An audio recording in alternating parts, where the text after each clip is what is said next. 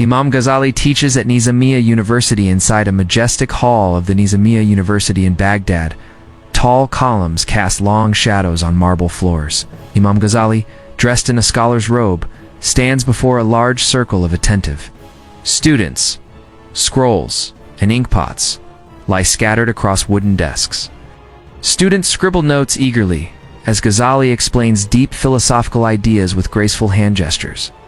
Despite the admiration of his pupils, his face shows a faint flicker of inner conflict. As the lesson ends, applause is heard, but instead of pride, Ghazali lowers his eyes, lost in a quiet, unexplained sadness.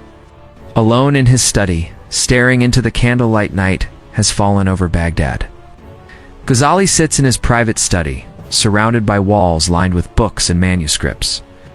A single candle flickers beside him. He closes a thick book gently, then places his hand under his chin and stares into the flame. Dust floats in the air. The shadows on the wall seem to move slightly as he remains still. His eyes are heavy, but not with sleep, with doubt.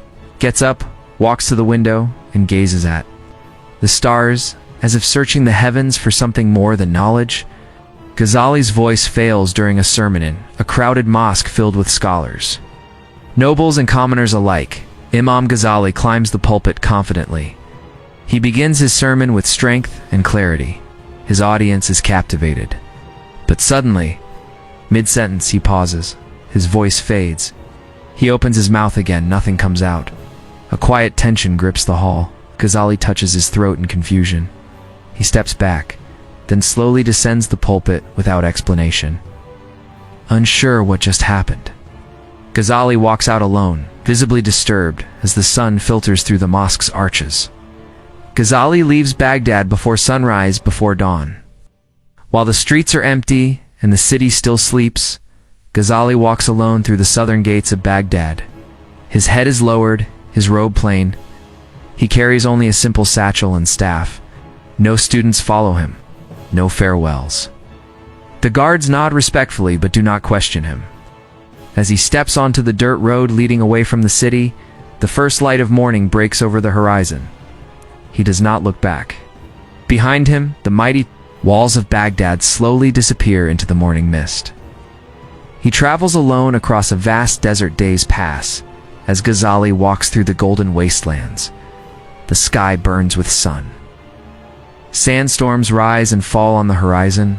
His sandals are worn, his robe dusty. Stops occasionally to rest under a lone rock or a dry tree, sipping a little water from a clay flask. He sees no one. The silence is total. Yet his eyes begin to shine, not with fatigue, but with awakening. A sense of surrender begins to take root. At night, he lies on the sand, wrapped in his cloak, looking up at the countless stars above.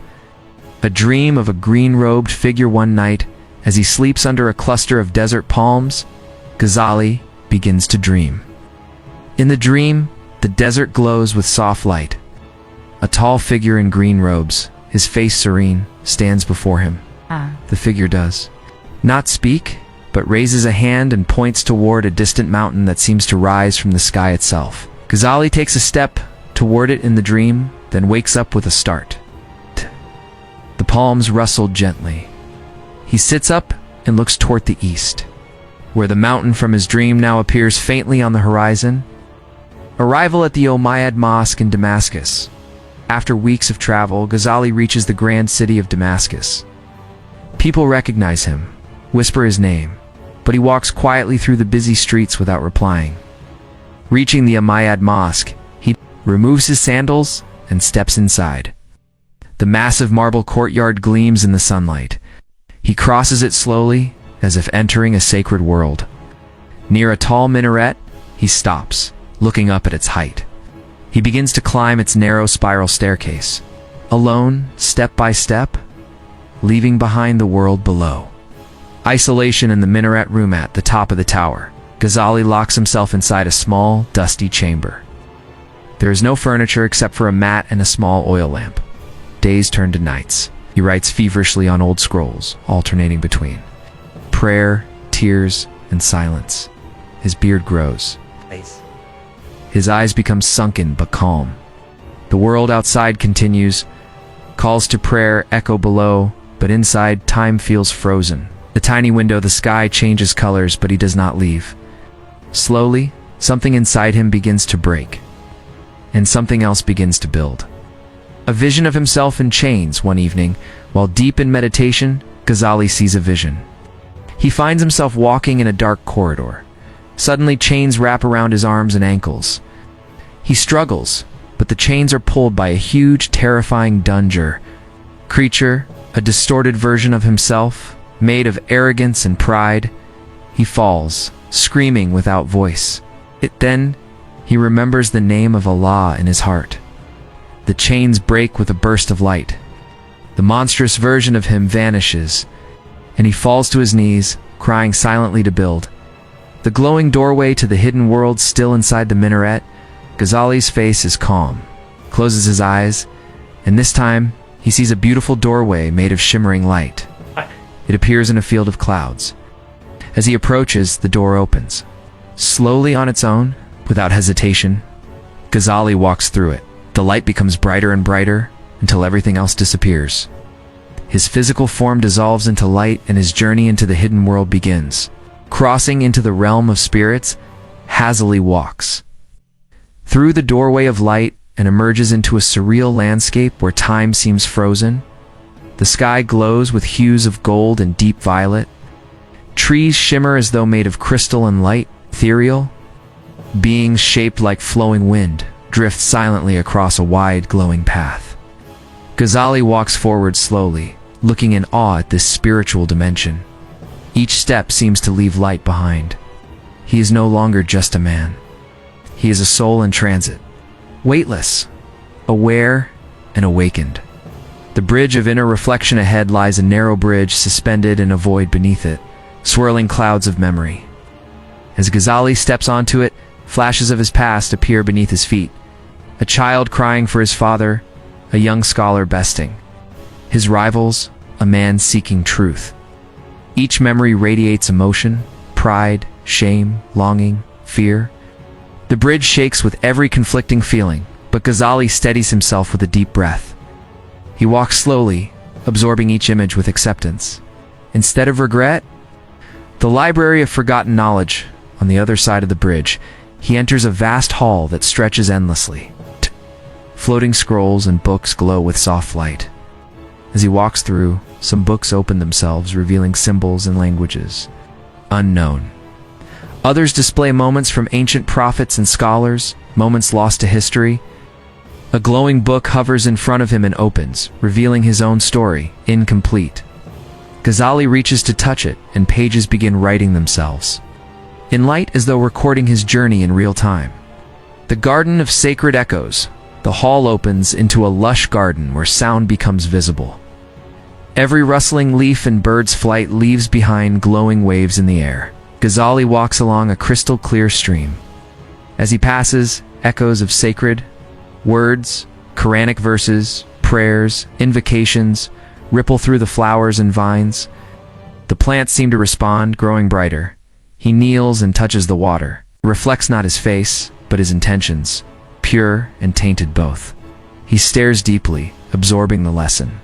The mountain of trials, the garden fades, and a massive mountain rises before him, reaching into a storm-filled sky.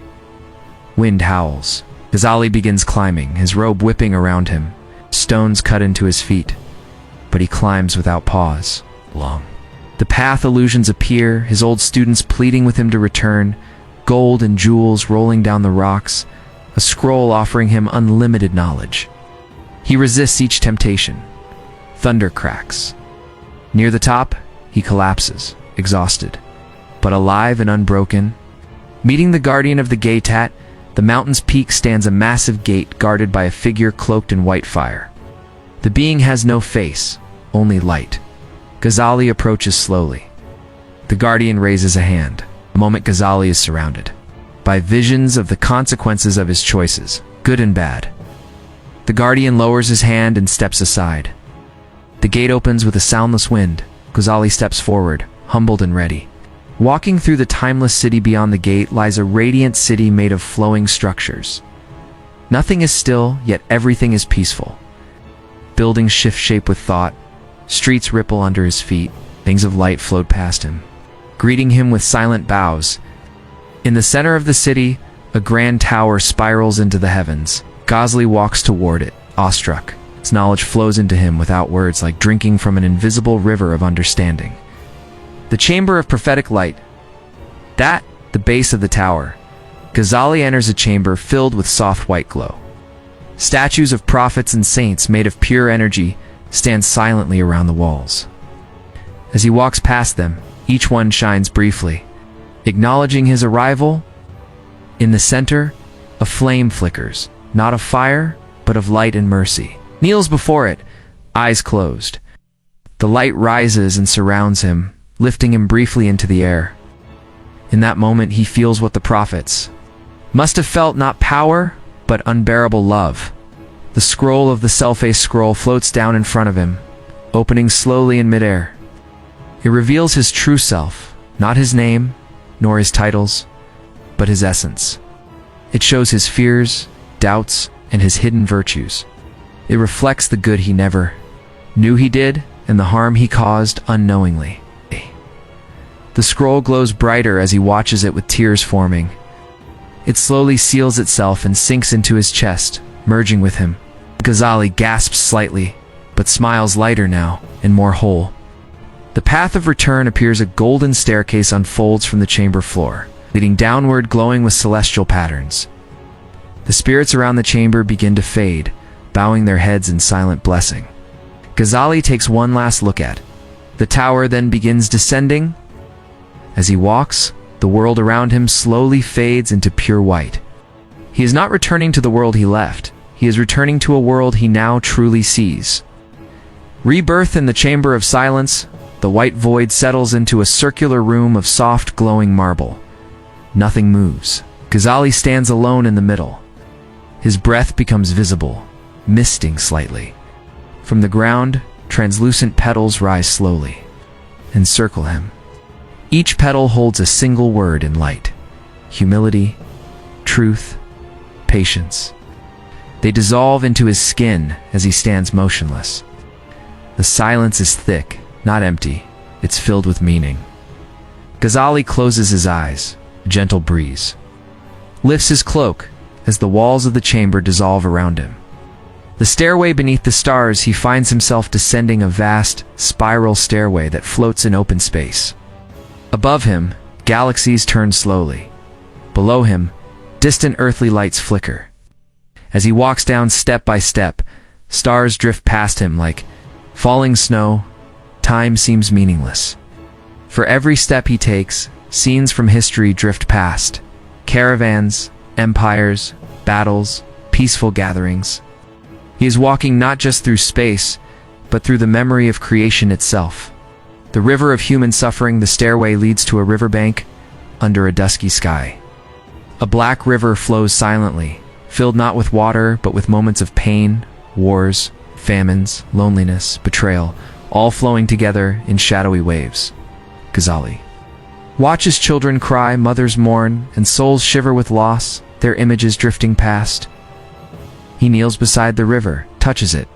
The water rises around him but does not harm. He opens his palms and lets the sorrow pass through him, allowing it to be felt, not feared. The mirror of every soul. On the far side of the river stands a vast mirror as tall as a mountain. Does not reflect his face yet, but flickers with the faces of every person Ghazali ever impacted. Students, enemies, beggars, kings. Some smile, some weep, some turn away. He walks slowly before the mirror, seeing them all. A small child suddenly presses their hand against the glass. Ghazali mirrors the gesture. The child vanishes into light. He bows his head and turns away, changed. Desert of forgotten prayers. He walks into a barren land, a desert lit by a dying sun. All around him, whispers rise from the sand. Each grain seems to be a lost prayer, never uttered or quickly forgotten. Ghazali walks barefoot across the burning earth. The whispers grow louder, rising into songs of longing and hope. Slowly, as he walks, flowers bloom in his footprints. The sun begins to rise again. Hope, even when forgotten, was never lost. Encounter with the beast of Nafsin, a twilight clearing. A massive beast of shadow appears before him, a shifting form made of smoke, fire, and desire. Its many eyes reflect anger, pride, hunger, lust. This is the manifestation of his nafs, his ego. The creature roars silently, charging him. Ghazali stands his ground trembling, but raises his hand in surrender, not to the beast, but to God. A blinding light descends from above, dissolving the creature into dust. Ghazali falls to his knees, breathing heavily. The tree of secrets, he rises to find himself before a glowing tree in a moonlit grove. Its leaves are metallic gold, its fruit pulsing with inner light. Ghazali touches the trunk and flashes of ancient knowledge flow into him, mysteries of the soul, the cosmos, divine names. One fruit falls gently into his hand. He eats it slowly, eyes closed. For a moment, he becomes translucent, as if he were light itself.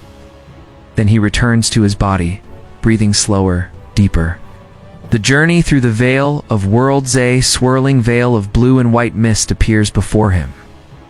Without hesitation, Ghazali steps into it.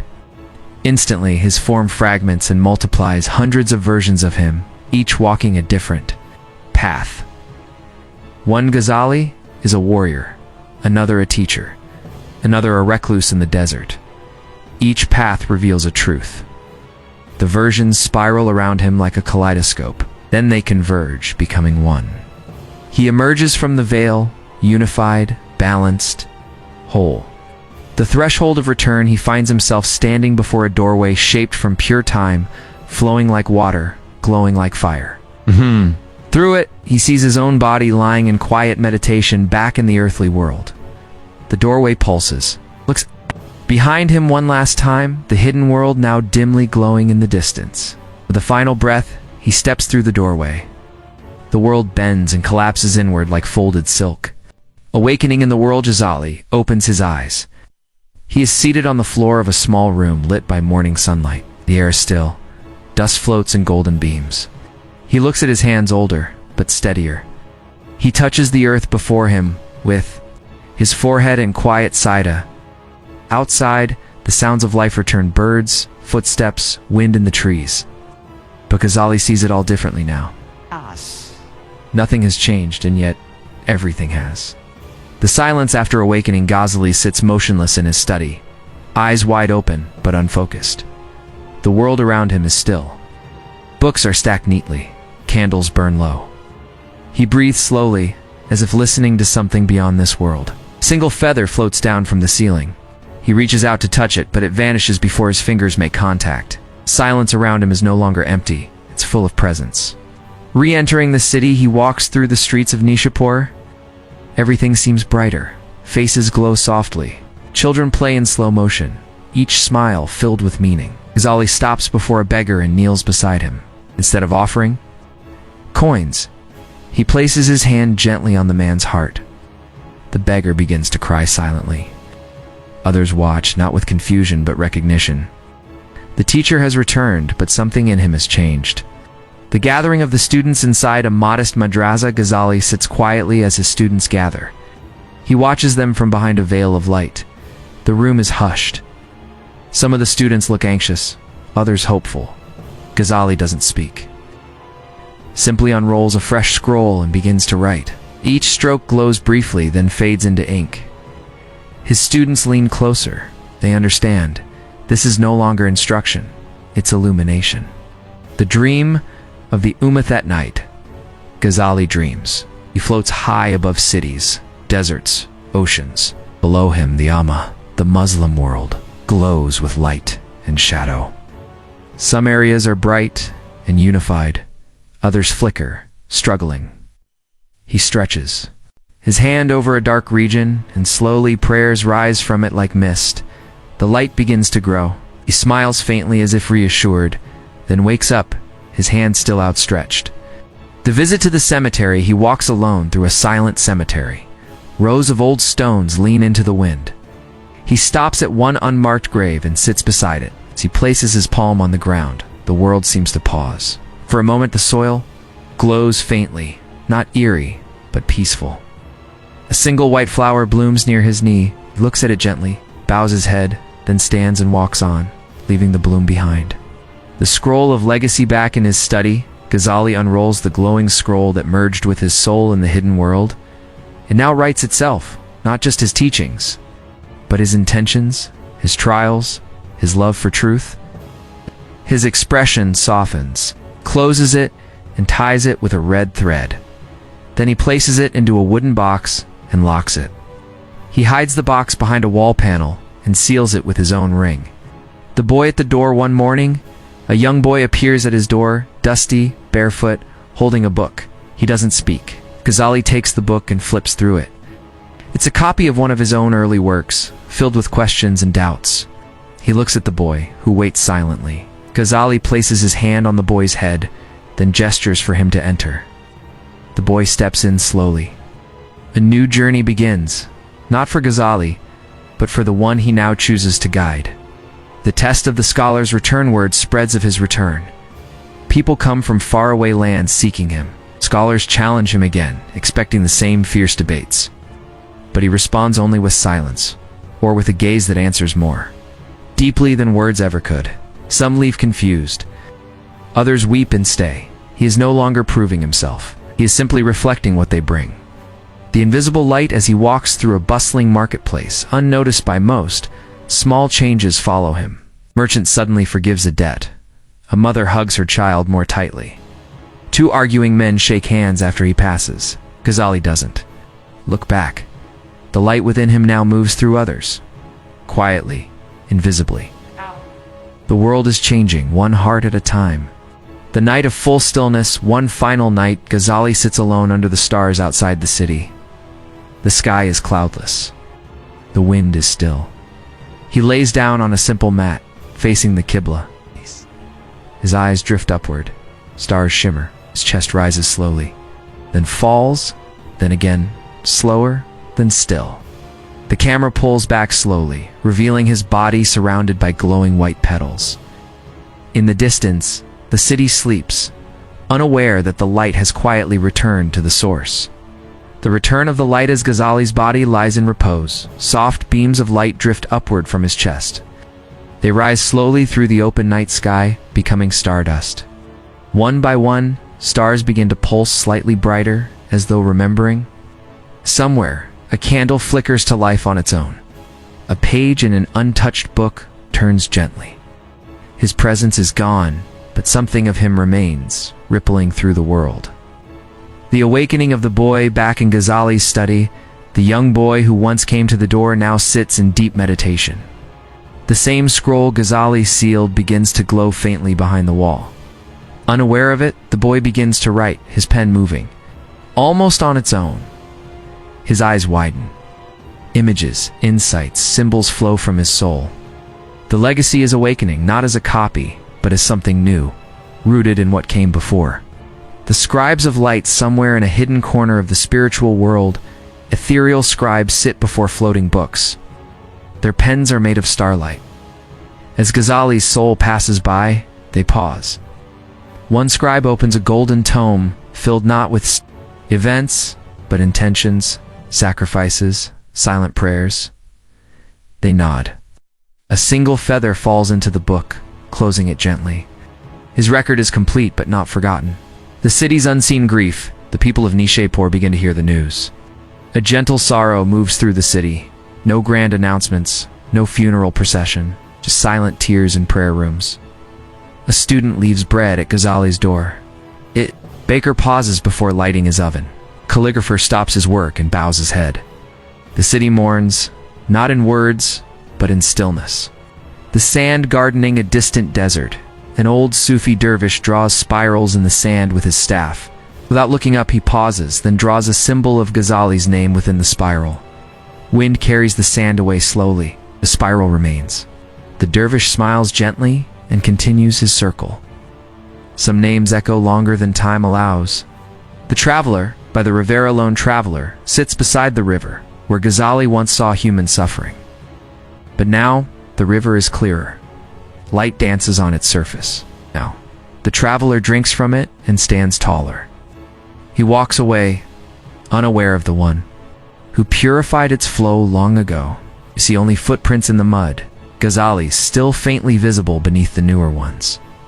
The temple of reflections in the hidden world, a grand temple of mirrors, stands silent. One mirror lights up, Ghazali's journey etched into it frame by frame. Other mirrors shimmer beside it, reflections of saints, prophets, seekers. One different, yet aligned. Ghazali's mirror pulses with a steady glow, joining the constellation of the enlightened. The whisper in the library, in a forgotten library filled with ancient books, a monk dusts off a tome titled, I Hear Ulam al-Din. As he opens it, a soft wind rustles through the hall. Pages turn to a marked place, a passage on sincerity. Now monk smiles. Somewhere in the shadows, a whisper echoes, not a voice, but a feeling. Seek the inner truth, not just the form. The reunion beyond time, in a realm beyond death. Ghazali walks a path lined with olive trees. Figures approach. Saints, angels, perhaps even Khidr. No one speaks. They simply walk with him. Ahead, a glowing doorway opens. Beyond it, only light. As he steps forward, his form dissolves into radiance. It's not ending, but becoming. The cycle begins anew back on Earth. A newborn cries in a humble home. A flicker of light rests briefly on the child's forehead, then vanishes. Outside, the wind stirs a tree. A single leaf falls and lands on a page of one of Ghazali's books. Left open on a shelf, the camera pulls away slowly. The world turns. The journey begins again.